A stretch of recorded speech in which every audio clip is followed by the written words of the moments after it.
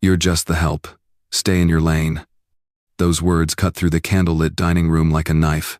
At table 7 of the Blue Monarch, Washington, D.C.'s most exclusive restaurant, billionaire CEO Bo Kingsley leaned back in his leather chair, smirking at the young black waitress who had just placed a silver platter on the table. He thought nobody would hear him. He thought nobody would care. But every person within earshot felt the air shift. You could almost see the sting land on her skin. Her name was Arielle Monroe, 26 years old. Bright eyes, a smile like morning light, posture that radiated quiet dignity. In a crisp white blouse and perfectly pressed apron, she carried herself like someone with purpose, not like someone waiting to be humiliated. For 3 months she had served cocktails and entrees to Kingsley's inner circle, absorbing every insult with the same steady hands that once turned pages of international law textbooks. Tonight was supposed to be just another shift. Instead, it would become the black story that changed her life and his empire. The stakes around that table were higher than the chandelier above it. Kingsley Global Tech was hours away from signing a $1 billion merger with a coalition of French, Chinese, and Middle Eastern partners. Years of negotiations, hundreds of jobs, and his own reputation balanced on a single night. But the translator he'd flown in from Los Angeles had canceled mid-flight. No interpreters, no backup plan. The tension under the white tablecloths was so tight it hummed. Bo's phone lit up with frantic texts from his legal team. The guests across from him murmured in languages he didn't understand. A glass tipped, a napkin tore. This is how billion-dollar deals die. Not with an explosion, but with a slow, awkward unraveling in 3 languages you can't speak. Arielle stepped closer.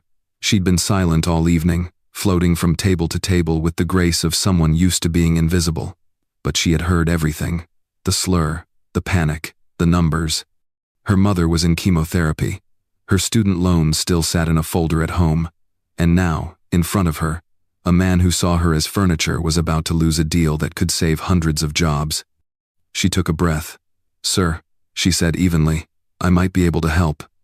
Bo looked up, irritation flashing in his eyes. "Help? You think because you pour wine you can fix a $1 billion deal?" Arielle didn't blink.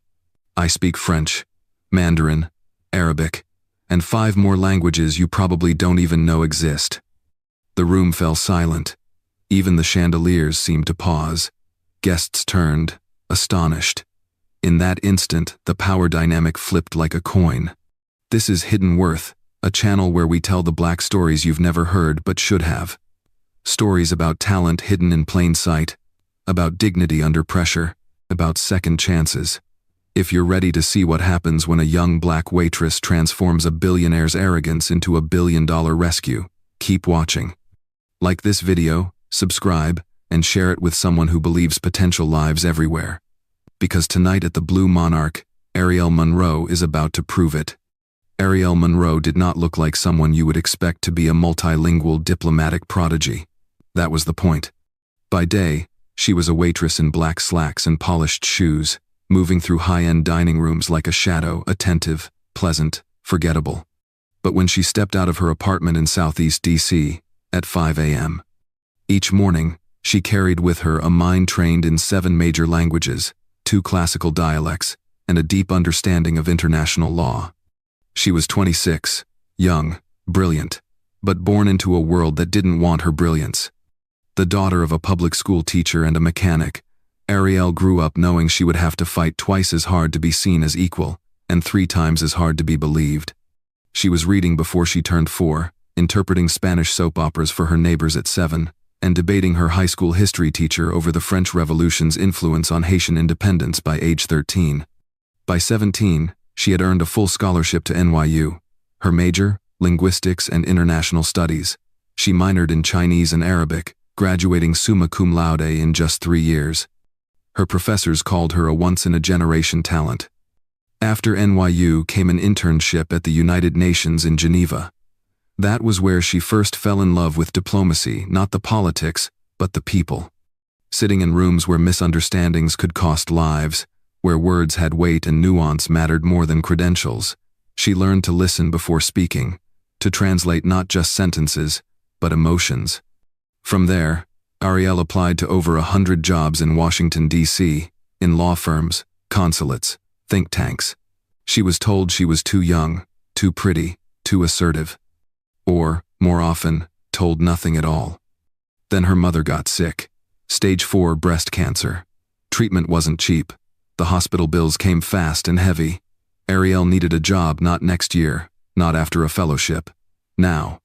She applied to everything: receptionist, admin assistant. She even tried Uber.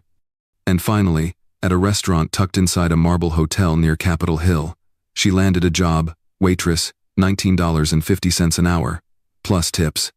It wasn't glamorous, but it paid. And more importantly, it gave her access. Senators dined there, ambassadors, CEOs. She listened, learned, and memorized every face that mattered. But no one ever remembered hers. Not once had anyone asked about her education, her fluency in 9 languages, or the thesis she wrote comparing EU data policies with Chinese tech regulations. They just saw a young black woman in a white apron and assumed she had landed exactly where she belonged. It wasn't the first time. Arielle had grown used to the sound of underestimation. It came in many forms: a chuckle, a raised eyebrow, a backhanded compliment. "You're so articulate. You speak so well. You should go back to school." She never corrected them, not anymore. That used to be her instinct to prove herself, to drop the name of her university, or the UN, or her internship in Brussels. But she learned something in those years of being passed over. Proving people wrong feels good, but making them realize they never even asked the right question that changes everything. So Arielle chose silence. She folded napkins with precision. She served wine with grace. She smiled when insulted, nodded when dismissed, and carried herself with the quiet confidence of someone who was never supposed to be here but was anyway. She kept a notebook in her apron. Every deal she overheard, every company name, every merger rumor whispered over expensive scotch, she wrote it down. Not to spy, but to study, to stay sharp. And on the nights when tips were low and her mother's fever was high, she'd sit in her tiny apartment and rehearse legal vocabulary in Mandarin. Not because she thought someone would finally recognize her, but because she needed to be ready when they didn't. This was not a story about talent waiting to be discovered. This was a story about brilliance hiding in plain sight. A woman who had everything it took to lead and none of the opportunities to show it. Until tonight. The moment Bo Kingsley laughed at her, Arielle Monroe stopped being invisible. She was no longer a waitress, no longer the help, no longer something for a billionaire to ignore or condescend to. She was about to become the one person in that room who could save his empire. And she would do it not for his sake but for her own. Because when the world refuses to see you, sometimes the only way to be heard is to speak in a language they can't ignore. The deal was already fragile before anyone even sat down. 4 nations, 3 languages, 1 merger, and not a single interpreter in the room. At the long oak table in the Blue Monarch's private dining suite, the atmosphere had shifted from polite to uneasy. Dishes sat untouched, glasses half full. Bo Kingsley, in his custom-tailored navy suit, kept tapping his fingers against the wood, watching the clock, his jaw flexing harder with each passing second. To his left, Monsieur Dufort from Paris scrolled through legal documents on his tablet, frowning. To his right, Minister Zhao from Beijing murmured to his aide in Mandarin, the tone low but clearly irritated. Across the table, Dr. Malik from Dubai whispered something in Arabic, then sat back with his arms crossed, unimpressed. Bo tried to smile. It came out strained. "Gentlemen," he said, "I know the absence of our official interpreter is inconvenient, but I assure you, the documents are clear. The merger terms speak for themselves." He gestured to the printed agreements in front of each guest. No one moved to pick them up. Dufort spoke first, in accented English. "Monsieur Kingsley, with respect, the French version of this document contains structural inconsistencies." He tapped the paper. "The language around intellectual property rights is ambiguous." Bo blinked. "It was translated by your own firm's liaison." Dufort raised an eyebrow. "Not the version I am reading." Before Bo could respond, Zhao spoke sharply in Mandarin. His assistant translated hastily. Minister Zhao says the Mandarin section confuses patent ownership with license terms. He believes your company intends to retain exclusive control over all AI models. That's not accurate, Bo snapped. That's a mistranslation, obviously. Then Dr. Malik interjected in Arabic, his tone hard. His own translator leaned forward. Dr. Malik says the Arabic draft reverses liability clauses. It reads as though his firm is responsible for all post-merger regulatory risks. That is unacceptable. Bo's head swiveled between them like a spectator at a tennis match. He opened his mouth, then closed it. No, he muttered, turning to his executive assistant, who stood behind him looking ghost-pale. Get legal on the phone. Now. She nodded and slipped out the side door, phone already at her ear. Bo looked around the table. Everyone, please. Let's not let a few translation issues derail the bigger picture. But the damage was already done. The French team whispered among themselves. Zhao scrolled through the contract with growing frustration. Malik had already begun packing his briefcase. The merger, the $1.2 billion lifeline Kingsley Global desperately needed, was unraveling like thread pulled too hard.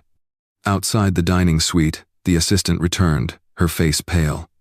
Sir, she whispered in Bo's ear, legal is scrambling. The interpreter agency says their backup is stuck in traffic. ETA, maybe 45 minutes. Bo swore under his breath. Across the table, Zhao pushed back from his chair. We cannot proceed without linguistic clarity, his aide said. It is disrespectful to continue. Dufort nodded in agreement. Malik stood. And that was the moment. The exact second the entire deal began to collapse. Years of international planning, dozens of cross-border meetings, millions of dollars in due diligence, all crumbling because the man at the head of the table did not think twice about the weight of language. Bo stood too, trying to salvage what little remained. Gentlemen, sit down, I promise, Will. Sir, came a soft voice behind him. He turned. It was her. The waitress, the one he had dismissed not 30 minutes ago. Arielle Monroe. Sir, she repeated, calm but firm. I believe I can clarify the issues. Bo's nostrils flared. What? Are you serious right now? She nodded once. Yes, I speak French, Mandarin, Arabic, and English. I can assist, if you'll allow me. Zhao looked intrigued. Dufort raised an eyebrow. Malik paused with his briefcase still open. Bo glanced toward his assistant. She said nothing. Please, Arielle added. Let me try. For a moment, Bo said nothing. The world around him seemed to shrink. Pride and panic warred inside his chest. He could let the waitress speak and risk looking foolish. Or he could say no and lose the deal. He stepped aside. Fine, he growled. Try. And Arielle stepped forward, not as the help, not as someone to be ignored, but as the only person in the room who could build a bridge where others had let it fall. She picked up the French contract, eyes scanning the paragraph Dufort had flagged. Then, with perfect pronunciation and precise tone, she read it aloud, first in French, then in English, explaining where the clause had been mistranslated and how it could be clarified with just one phrase. Dufort leaned in, impressed. She is correct. Next, she turned to Zhao's copy. Her Mandarin was crisp, respectful, culturally appropriate. She addressed him directly, honoring his title, and clarified the confusion around intellectual property. Zhao nodded slowly. That is acceptable. Finally, Arielle approached Dr. Malik. Her Arabic was fluid, warm, and exact. She not only translated, but contextualized, explaining the liability clause, using legal frameworks common in the Middle East. Dr. Malik smiled. That is the first accurate explanation I have heard all day. The deal had just come back from the brink. Not because of a billion-dollar CEO, but because a black woman in an apron refused to stay silent. There are moments when a room forgets who it thought was in charge. This was one of them. Arielle Monroe stood at the head of the table now, not by invitation, but by necessity. Not because anyone offered her authority, but because she claimed it with knowledge, poise, and presence. Gone was the woman in black slacks clearing plates. In her place stood a multilingual force of composure, confidence, and calm. Before we continue, she said gently, I'd like to recommend we revisit the core negotiation framework in Section 6. It's where most of the confusion is happening. She didn't wait for permission. She simply walked to the sideboard, picked up a dry erase marker, and turned toward the whiteboard that hadn't been touched all evening. With swift, fluid strokes, she drew a simple chart, 3 columns, one for Kingsley Global, one for the international partners, one for shared assets post-merger. This, she said, pointing to the 3rd column, is where the language collapsed. Everyone thought the other side was taking more than they were offering. But the documents don't reflect the intent. They reflect misaligned terminology. She turned to Zhao. In Mandarin, the phrase used implies unilateral ownership, but in the original English, it's meant to express a joint research agreement. I suggest replacing it with this phrasing. She wrote the Mandarin characters herself, fluid, legible, formal. Zhao's aide stepped forward, squinted, then nodded. Yes, he said. That would be acceptable. She turned next to Dufort. In French, she explained, the passive voice in this paragraph makes it sound like your firm has no say in licensing terms. But the original clause intended mutual authority. She rewrote the sentence first in French, then back to English, and read them both aloud. Dufort smiled faintly. Elegant and accurate. Finally, she faced Dr. Malik. Your concerns about liability are valid, she said. But the Arabic version uses legal phrasing common in Gulf-based contracts. Our original English version used U.S. regulatory terminology. They look the same but imply different legal obligations. She opened the Arabic document, flipped to the correct section, and highlighted a single word. If we replace this with the term commonly used in UAE commercial law, it will eliminate ambiguity. Dr. Malik leaned over, read the line, and nodded slowly. Agreed. Bo Kingsley sat motionless, watching it all unfold like a man trying to understand how a thunderstorm started in his living room. He wasn't the center of gravity anymore. Arielle was. And everyone in the room knew it. Even his assistant, still frozen in the corner, mouthed silently. Wow. Arielle stepped back from the whiteboard, marker in hand, eyes sweeping the room. I propose, she said calmly, that we pause and revise the language in each version of the contract. With respect to your cultural and legal frameworks, I can provide oversight to ensure every clause matches the intended meaning, not just the literal translation. She looked at Bo. With your permission, of course. For a moment, he said nothing, just stared at her. Then, like a man suddenly aware of how small he looked, he nodded once. Yes, he muttered. Do it. And with that, the merger meeting was reborn. Not as a business dinner steered by power suits and egos, but as a true collaboration, guided by clarity, respect, and precision. For the next 2 hours, Arielle worked seamlessly between languages, switching tones as easily as changing jackets. In French, she was poetic. In Mandarin, formal and deliberate. In Arabic, she matched the rhythm of the conversation with grace and deference. More than once, she caught technical errors, dates transposed, clauses misnumbered, a misused legal term that could have triggered regulatory red flags. She corrected each one quietly, efficiently, and without seeking praise. The men around the table no longer saw her as a waitress. They asked her opinion, waited for her nod before agreeing to terms, looked to her when conflict arose. She had become the room's compass and the deal's anchor. By the time the final signatures were placed on the new draft contracts, even Zhao smiled. Miss Monroe, he said, you have the mind of a diplomat. Dufort added, and the patience of a saint. Dr. Malik chuckled, and the clarity of a judge. Arielle simply smiled, marker still in hand. Gentlemen, she said, you all brought wisdom to the table. I just helped translate it. Bo didn't speak. He couldn't, not yet. He had spent years building a company that claimed to value innovation, talent, and diversity. And tonight, a young black woman with a notepad in her apron had just done what his entire board could not.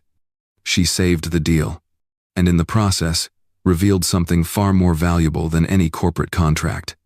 She revealed the cost of ignoring brilliance just because it doesn't wear a tailored suit. The merger meeting had turned a corner, but now, it needed a closer. Clarifying language was one thing, calming wounded egos, managing expectations, and pulling three international giants into mutual alignment that was another. And Arielle Monroe was doing it with nothing more than her voice, her mind, and her presence. The printed contracts had been amended, and legal teams were reviewing them in real time through encrypted tablets. But the heart of the deal was never about paper. It was about trust. And trust, once shaken, does not settle easily. Zhao had remained quiet for several minutes, deep in thought. Finally, he looked up, speaking in Mandarin. His tone was soft, but direct. Arielle turned her attention to him, nodding respectfully. "Minister Zhao expresses concern," she translated, her voice clear and steady. "He worries the miscommunication was not accidental, that it reflects a lack of cultural understanding or even an unwillingness to understand." Bo shifted uncomfortably, but Arielle raised a hand slightly, signaling him to let her handle it. She responded to Zhao directly in Mandarin, her tone measured and thoughtful. "We acknowledge the mistake," she said, "and we understand why it caused offense. But it was not born of disrespect. It was a result of over-reliance on automation, not a reflection of the value we place on your partnership." Zhao studied her for a long moment, then gave a single slow nod. Next came Dufort, who had reopened his folder and tapped the edge of a clause regarding post-merger intellectual property protection. In French, he raised a concern, one not about language, but intention. Arielle translated for the room. "Monsieur Dufort is requesting assurance that all AI algorithms developed jointly will remain equally accessible and not be restructured under U.S. governance without unanimous board approval." Bo leaned forward to speak, but Arielle gently touched the back of his chair. "Let me," she said quietly. She responded in French, clearly and fluently, explaining a solution: the creation of a joint oversight committee with equal voting representation from each partner country. Dufort nodded with cautious optimism. "That would be acceptable," he said. "If it's written exactly as stated." "It will be," Arielle replied, switching back to English. "I'll make sure of it." Then came Dr. Malik, who asked a question not of legal mechanics, but of ethics. In Arabic, he referenced a clause about data usage rights in the Middle East, expressing concern that Kingsley Global would mine user data without regard to cultural norms around privacy. Arielle listened closely, then replied in Arabic, detailing how new regional advisory boards could be installed to ensure local values were honored in product development. "He wants more than compliance," she explained to the table in English. "He wants respect. That's what these terms must show." Bo exhaled, as if realizing for the first time that this wasn't just about money. It was about dignity. And Arielle was walking the razor's edge of every conversation with precision, humility, and strategy. For the next hour, she did not sit.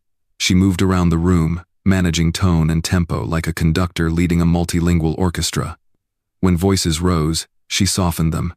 When questions grew sharp, she diffused them with facts.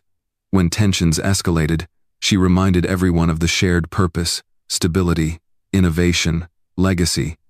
Bo Kingsley had built empires, but tonight, it was Arielle who kept one from collapsing. At one point, Zhao leaned toward Bo and spoke in Mandarin, then turned to Arielle and nodded. She smiled. "He says the spirit of this meeting has changed," she translated. "He sees sincerity now."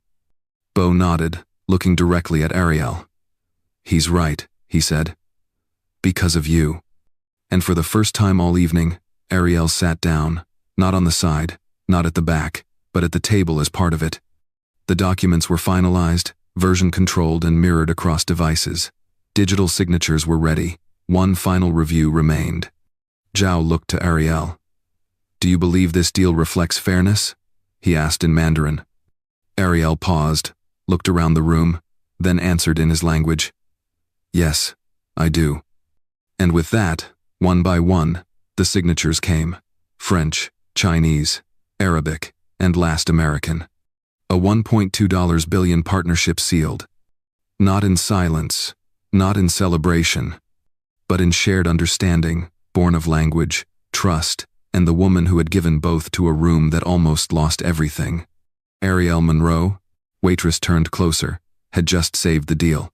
And from that moment forward, no one would call her the help again. The papers were signed, The screens flashed green. The room had breathed a collective sigh of relief. But beneath the polished mahogany table, and behind every diplomatic nod, something else lingered. Not everyone was clapping. Arielle felt it first, the chill. It wasn't from the air conditioning. It was the silence behind her back. The kind of silence that follows victory when not everyone wanted you to win. As the international delegation stood to exchange handshakes, Arielle stepped aside to give them space. She didn't need the spotlight. She never had. But even from the edge of the room, she felt the weight of the stares. Not from the partners she had just helped, but from the board members of Kingsley Global. Beau approached her, smiling, his tone newly respectful.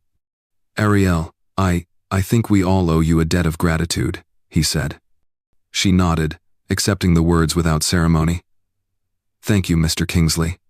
But behind him, she saw the look on Robert Strickland's face, Kingsley Global's chief strategy officer. He wasn't smiling. The others weren't either.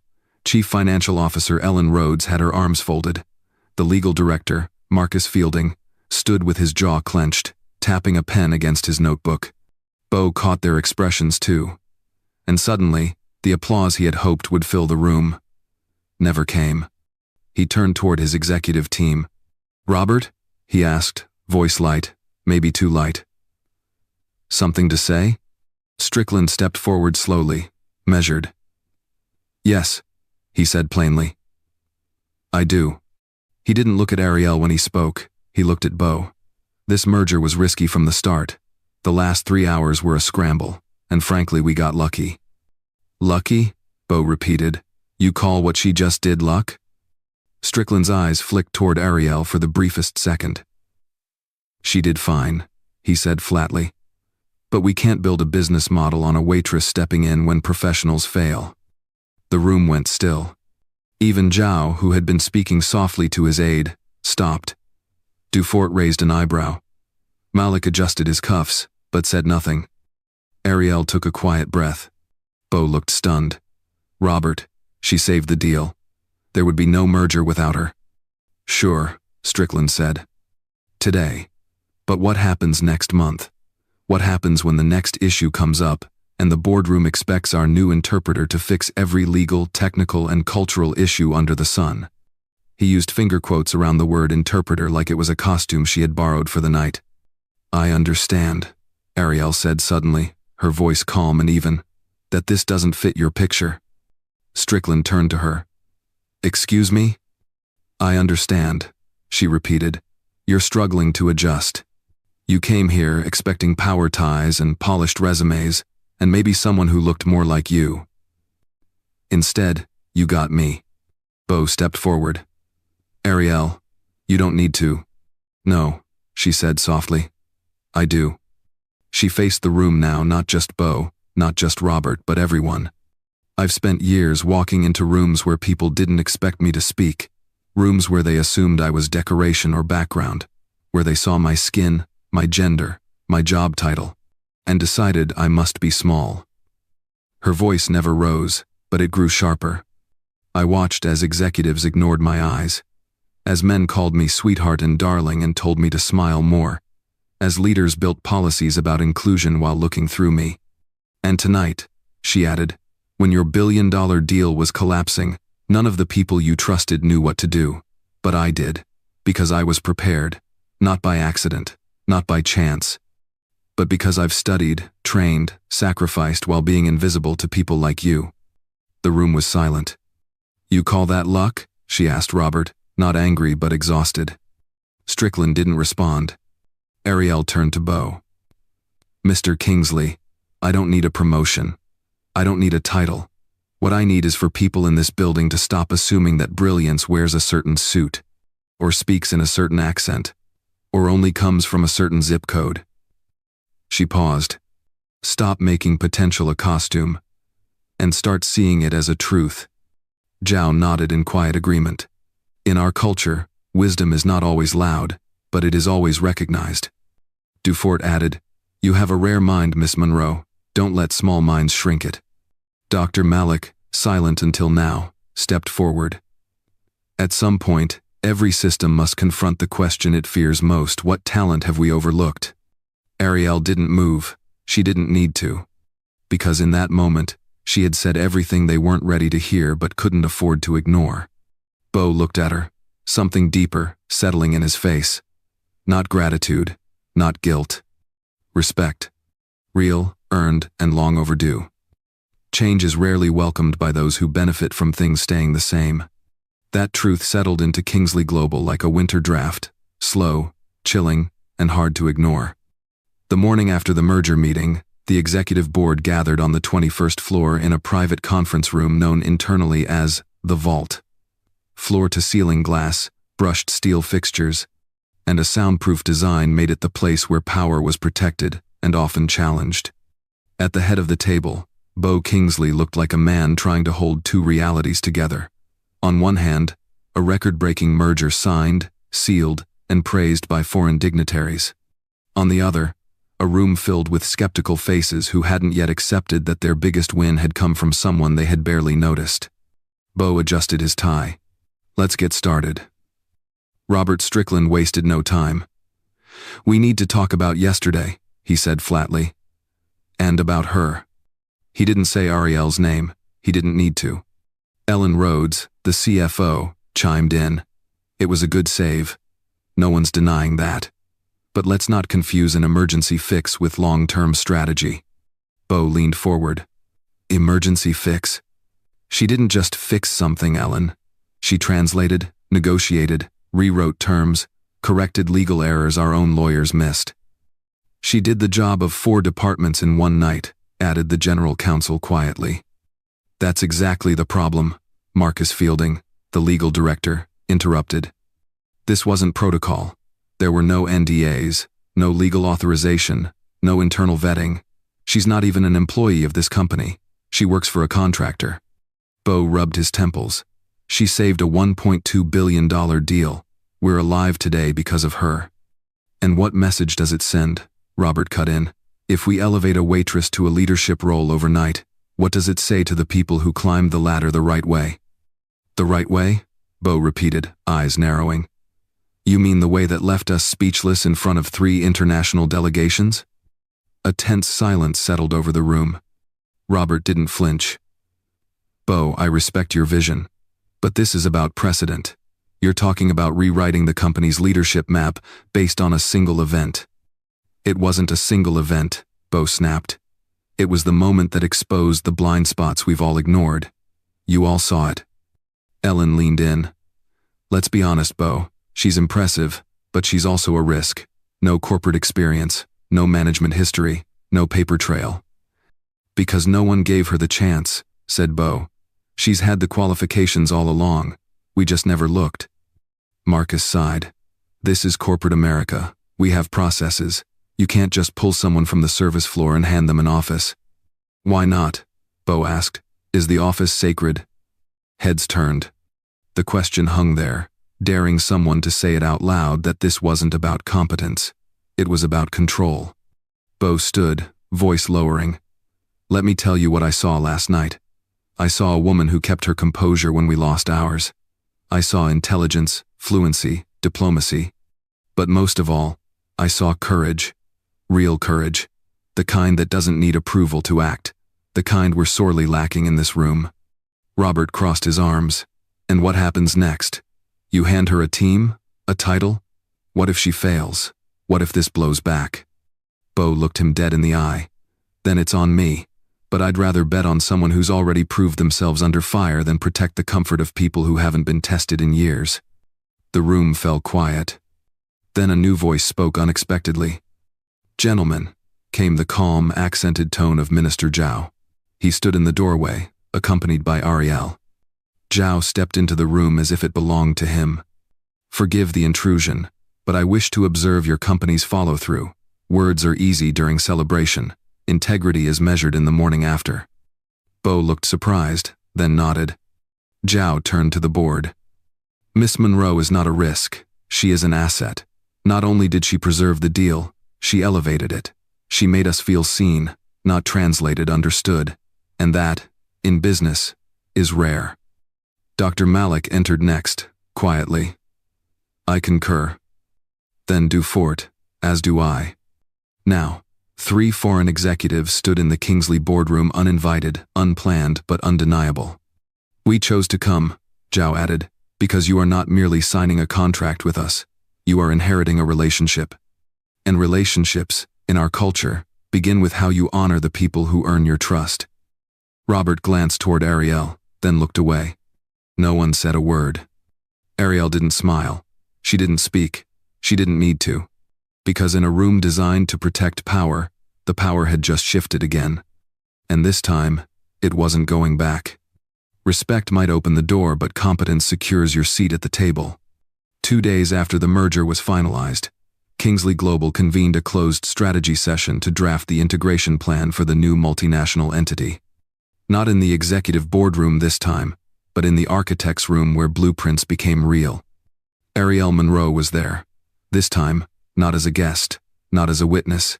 She had a chair, a nameplate, a folder with the Kingsley Global seal on it. She had earned that seat with every word she spoke, every silence she broke, and every blind spot she illuminated. But today wasn't about ceremony. It was about delivery. Bo Kingsley opened the meeting with brief remarks. "We're here to map out the next 90 days, he said.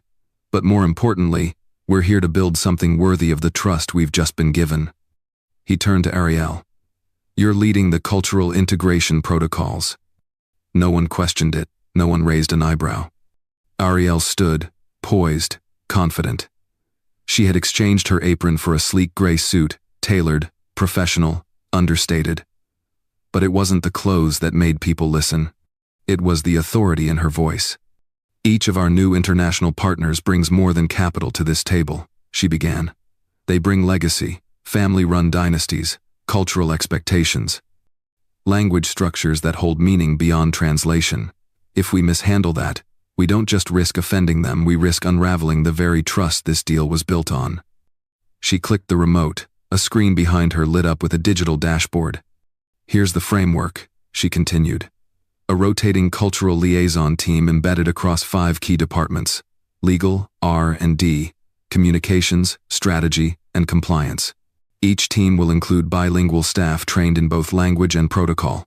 Not just words, intent, posture, timing.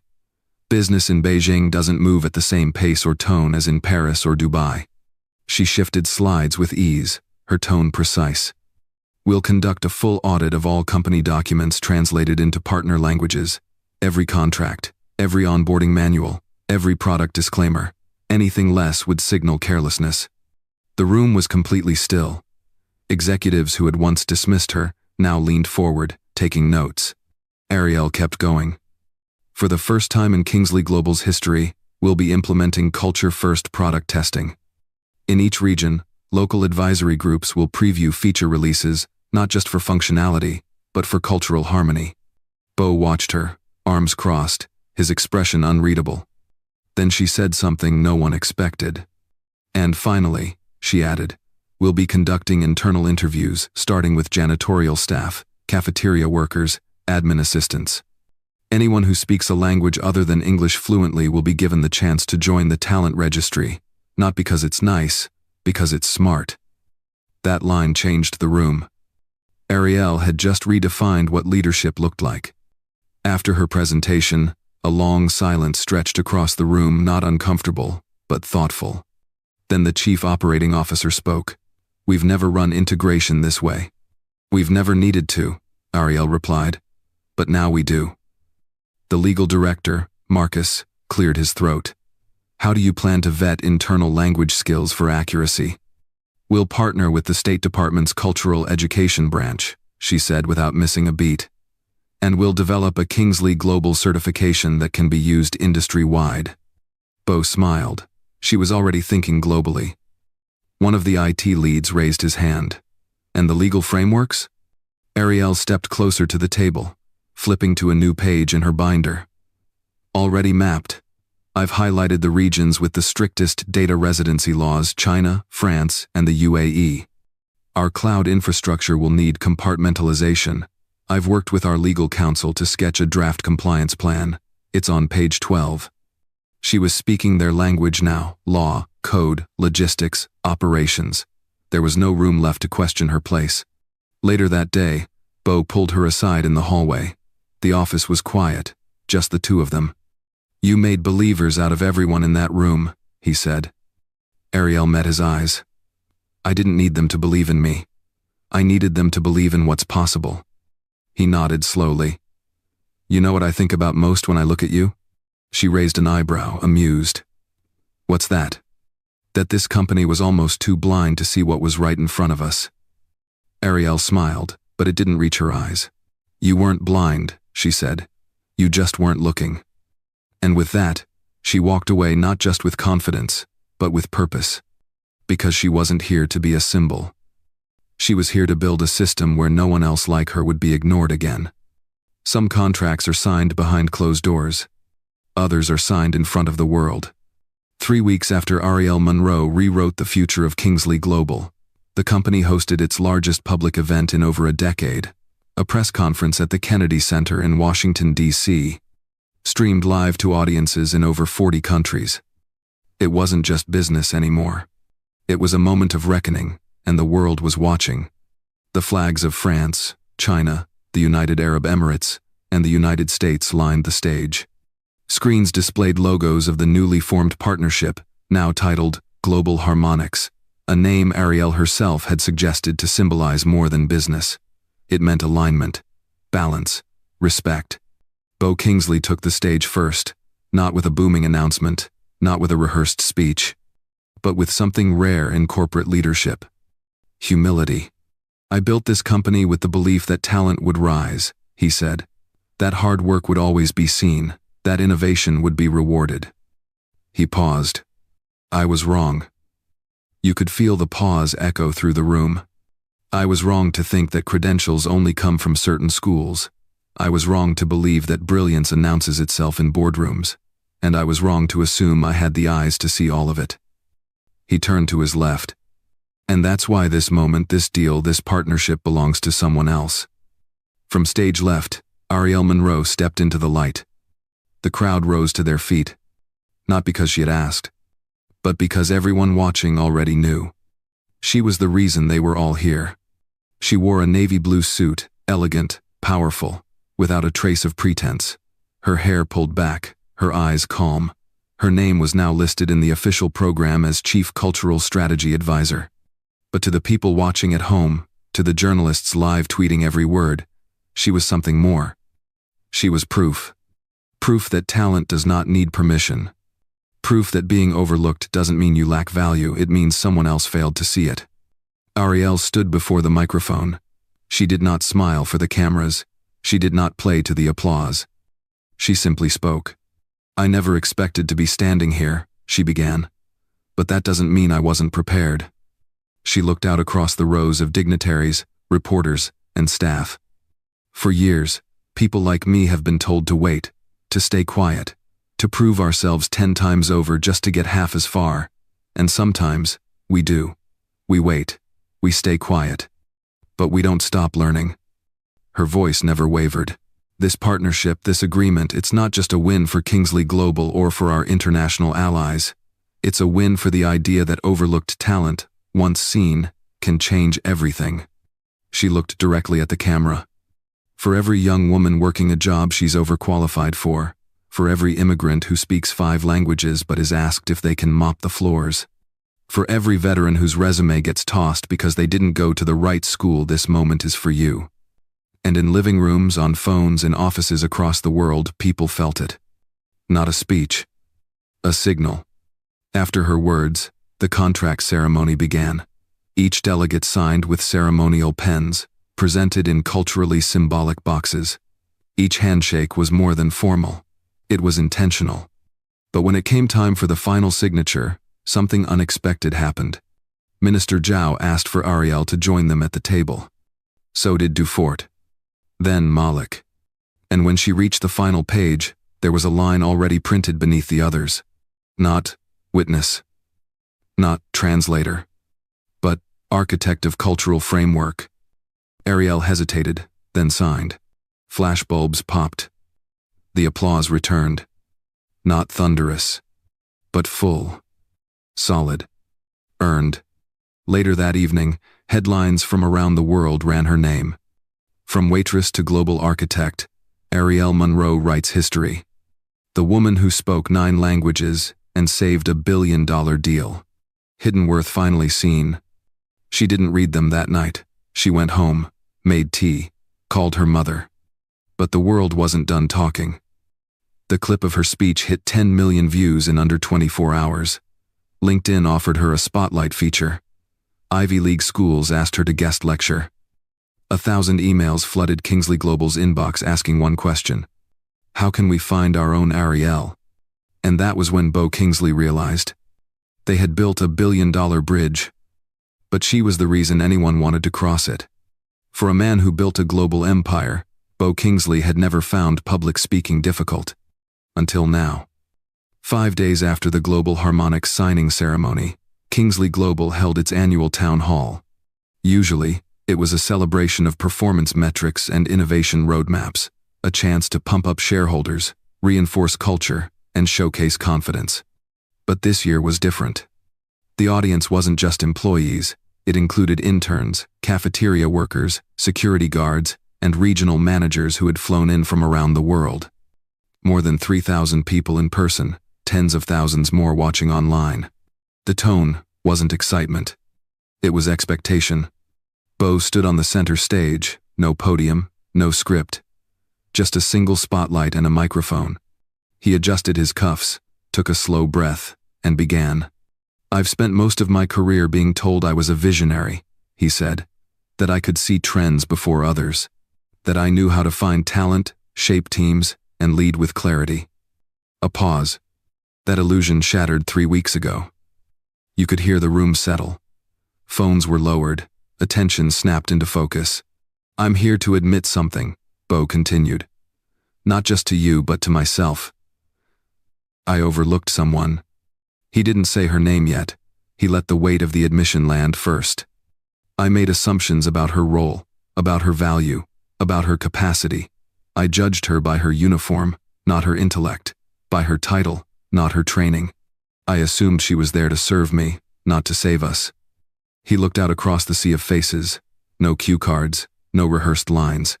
"I disrespected someone who had done nothing to deserve it, and I did it casually, in front of others, as if it meant nothing." His jaw tightened. It meant everything. Bo finally said the name that had been echoing through the halls of Kingsley Global since that night. Arielle Monroe. He continued. "She saved our company. She saved our reputation. She saved me from myself, not because I asked her to, but because she saw something worth protecting, even when I didn't." The crowd was silent. I can't undo what I said in that dining room, but I can own it. And I can promise that this company from today forward will never be the kind of place that overlooks brilliance again. He stepped aside. The screen behind him lit up with a new company initiative logo. The Monroe Project. A short video played. It showed Arielle's speech at the Kennedy Center. Clips of her leading strategy sessions. Behind-the-scenes footage of her talking with janitorial staff in Spanish, training new cultural liaisons in Mandarin, sketching integration models by hand. Then the slide changed again. A $25 million investment over 5 years. Purpose: identify, train, and elevate under-recognized talent from frontline roles across industries. Not charity. Opportunity. Not optics. Infrastructure. Bo returned to the microphone. The Monroe Project will partner with community colleges, immigrant workforce programs, and veteran retraining centers. It will fund scholarships, provide accelerated leadership boot camps, and guarantee interview pipelines into executive track roles, not just here but across our partners too. He let that sit. "I don't just want to say sorry, I want to make sure no one else like Arielle has to prove they're worth seeing." The applause was slow at first, then it grew. Not the forced kind, the earned kind. Later that afternoon, Bo found Arielle in the break room. No cameras, no press. Just 2 people and a quiet moment. She was making tea, reading briefing notes. "You didn't have to do that," she said, not looking up. "Yes, I did," he replied. She looked at him now, not with anger, but with calm clarity. "I'm not here for a redemption arc," she said. "I know," Bo said. You're here because you're excellent, and I'm here to get better at seeing that the first time. A pause. Then, a smile, soft, brief, but real, flickered across her face. That's a start, she said. And with that, she walked away. Not out of defiance. Out of purpose. Because Arielle Monroe had work to do, and now, the full backing of a company determined not to repeat its mistakes. Bo watched her go, then whispered to himself the hardest sentence any leader has to say. I was wrong. And meant every word. Titles don't mean much unless they come with power, budget, and the authority to make change. Arielle Monroe never asked for a promotion. She never lobbied for one, never pitched herself behind closed doors. But when it finally came, it wasn't handed down in a press release or announced through internal email. It was earned, word by word, clause by clause, in rooms where her voice changed outcomes. 2 weeks after the town hall, Kingsley Global released a company-wide memo. It was short, direct. Effective immediately, Arielle Monroe is appointed Chief of Global Culture and Strategy. She will report directly to the CEO and oversee all international partner operations related to cross-cultural engagement, internal mobility, and talent activation. There were no quotes from the board, no glossy photos, just a title, a directive, and a signal that this was not a ceremonial role. This was structural. Arielle's office was relocated to the 28th floor executive territory, corner view, private conference space. Her name was etched on the glass, Arielle Monroe, Chief Cultural Strategist. But she didn't spend much time in the office. She was too busy in the field building something that would last longer than her tenure. Her first order of business was simple but radical. Create a system that could find the next her, before crisis forced it. She called it TDP Talent Discovery Pipeline.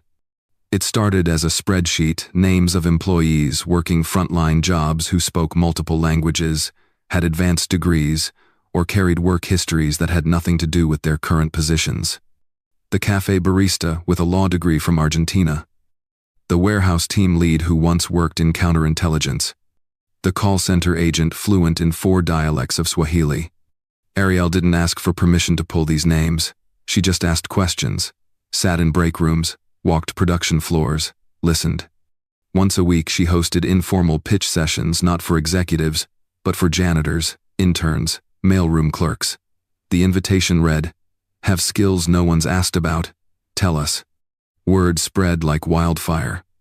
In the first month, 113 employees submitted resumes that had never made it past the front desk. 41 had master's degrees. 12 had PhDs. 2 had been professors, one displaced by conflict, the other by age discrimination.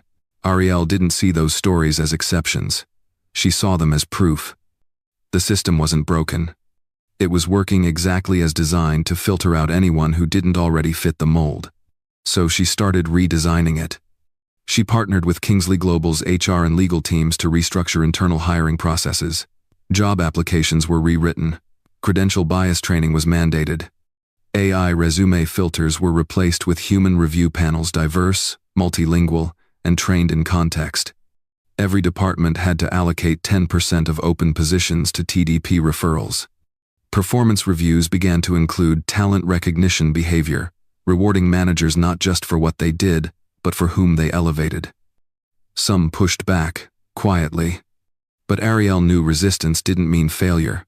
It meant she was getting close. Bo supported her at every turn, not just with words, with resources. Her team grew from 1 to 12 within the quarter. Her budget tripled.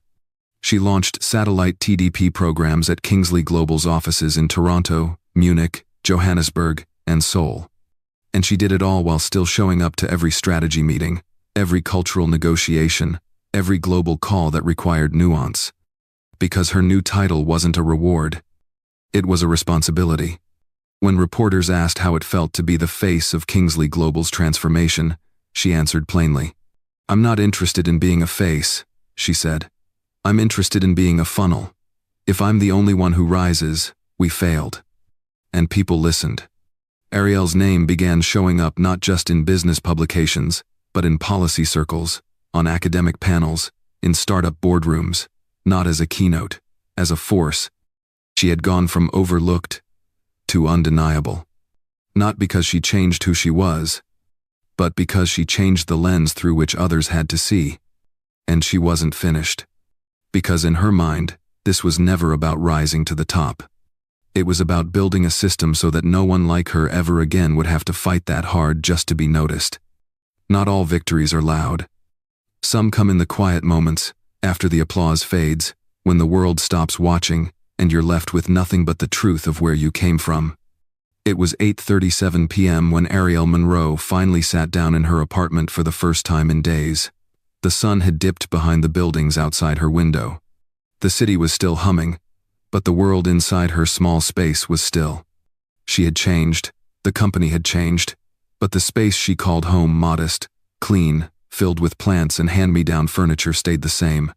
On the small end table next to her, a worn-out photo frame held a picture of two women, one young, bright-eyed and hopeful, the other older, with the kind of calm that only comes from surviving what life throws at you.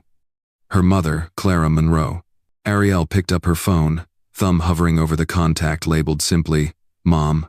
She hadn't spoken to her in 3 days, not because she didn't want to, but because she hadn't yet found the words to match the weight of everything that had happened. She took a breath, then pressed the call button. It rang twice. Then a familiar voice answered, a little raspy, a little warm. Baby girl? Arielle closed her eyes. Hey, Mama. There was a pause. I saw the press conference, Clara said softly. They ran it on the local channel. Arielle smiled into the silence. You watched it? Watched it? I recorded it, re-watched it twice, then made your cousin Monique come over just so I could brag with someone in the room. They both laughed, soft and tired. I still can't believe it, Clara said. That big stage, that crowd, all those men in suits and ties looking at you like you were the one leading them. I was, Arielle said quietly. A long pause followed. Then Clara spoke again, slower this time. I remember when you were 12, standing in front of the bathroom mirror, rehearsing how to introduce yourself in French. You said you wanted to be ready if you ever got invited to a UN meeting. Arielle laughed, a hand over her face. I was so dramatic. No, Clara said gently. You were just early. Silence settled between them again, not uncomfortable, just full. Arielle's voice softened. You always believed in me, even when no one else did. Of course I did, Clara replied. That's my job. I wish Daddy could have seen this, Arielle said. He saw it, Clara whispered. Maybe not with his eyes, but, baby girl, he saw it. Arielle felt her throat tighten. She hadn't let herself cry during the board meetings, the speeches, or the signing. But here, in the softness of her mother's voice, the tears came. I'm proud of you, Clara continued. Not because of the job title, not because of the headlines. I'm proud because you did it the right way. You never stopped being you. Arielle wiped her face with the sleeve of her sweatshirt. Sometimes I wanted to, just to make it easier. I know, her mother said, but the right people saw you because you didn't. There was a pause, then Clara's voice turned playful. Now tell me, are they feeding you at that fancy office? You look skinny on camera. Arielle laughed through her tears. They're feeding me, Mama. They've got sushi in the cafeteria now. Lord have mercy, Clara said, chuckling. You used to cry over steamed broccoli, and now you're eating raw fish with billionaires. I know, Arielle said, grinning. Wild, right? Then Clara's voice grew quiet again. So what now? Arielle looked around the room, at her vision board still pinned to the wall, at her old textbooks stacked by the window, at the cup of cold tea she never drank. Now, she said, I make sure no one else like me ever has to fight that hard just to be seen. Her mother didn't speak, but Arielle could hear the emotion in her breathing. You're not just a leader, Clara finally said. You're a legacy.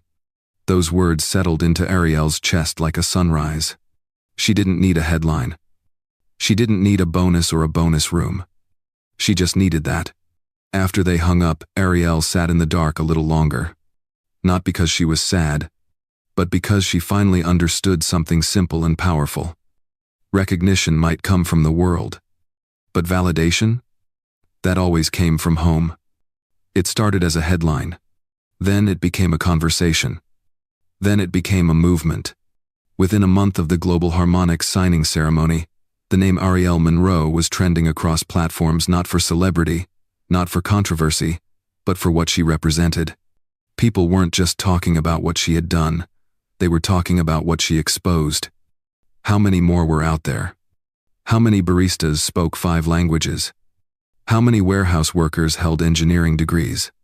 How many former teachers were folding laundry in hotel basements? How many brilliant minds were buried under uniforms and low expectations? The media dubbed it the Arielle effect. It wasn't flashy, it wasn't loud, but it was seismic. LinkedIn exploded with stories. People from every corner of the country began posting under a single hashtag. Number hidden worth. A former security guard in Atlanta shared how he had a master's in mechanical design and had once built satellite components.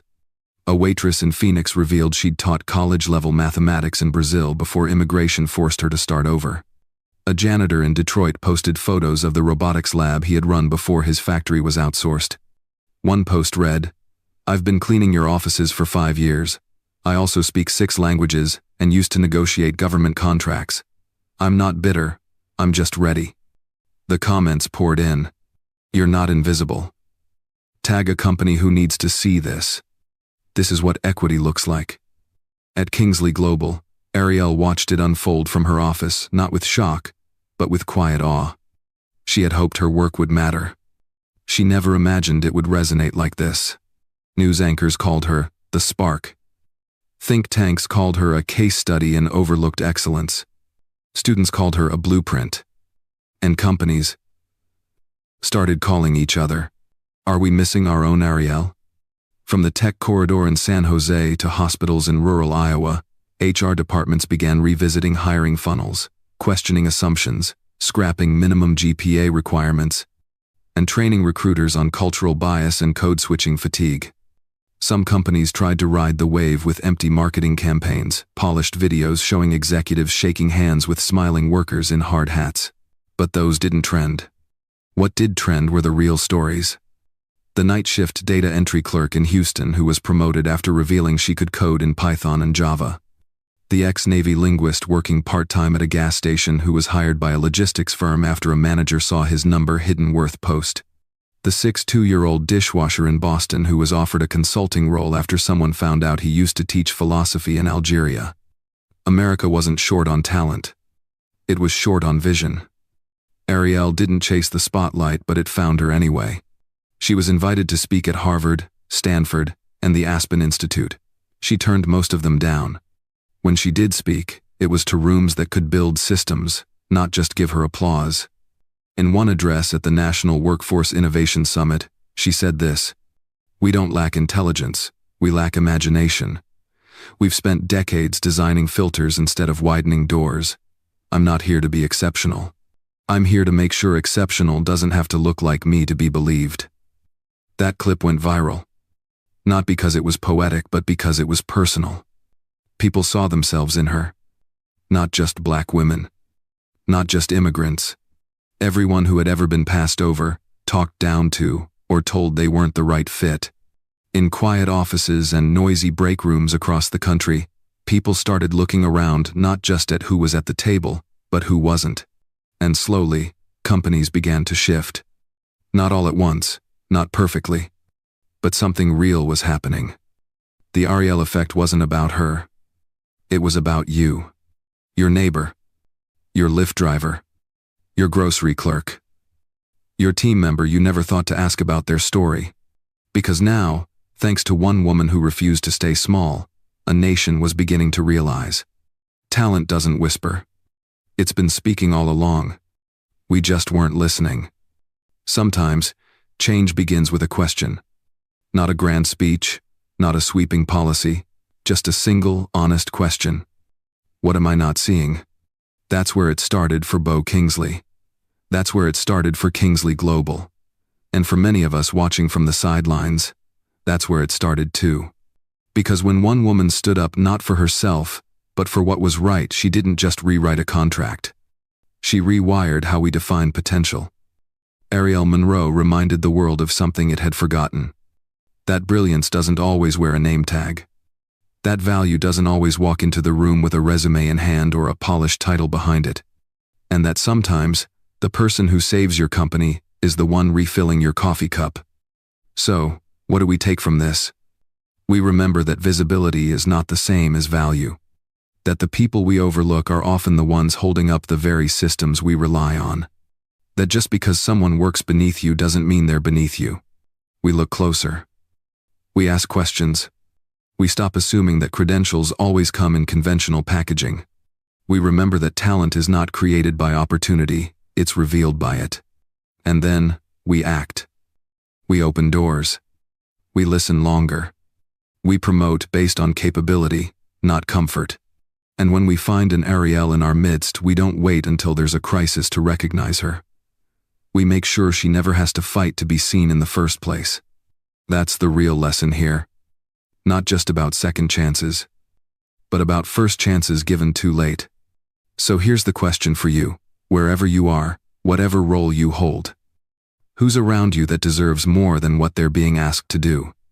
The young woman answering phones who speaks 3 languages. The man sweeping floors who once taught chemistry. The delivery driver with an MBA and no path forward. Have you looked, really looked? Because you might be standing next to someone brilliant, and they might be waiting not to be saved but simply to be noticed. If this story moved you, if it reminded you of someone you know, if it made you pause and see the world just a little differently, then don't let it end here. Share it. Talk about it. Tag someone who deserves their own chance. And subscribe to Hidden Worth, where we tell real Black stories that show what's possible when we stop judging people by their job titles and start seeing them for who they truly are. Because potential has never been the problem. Recognition has.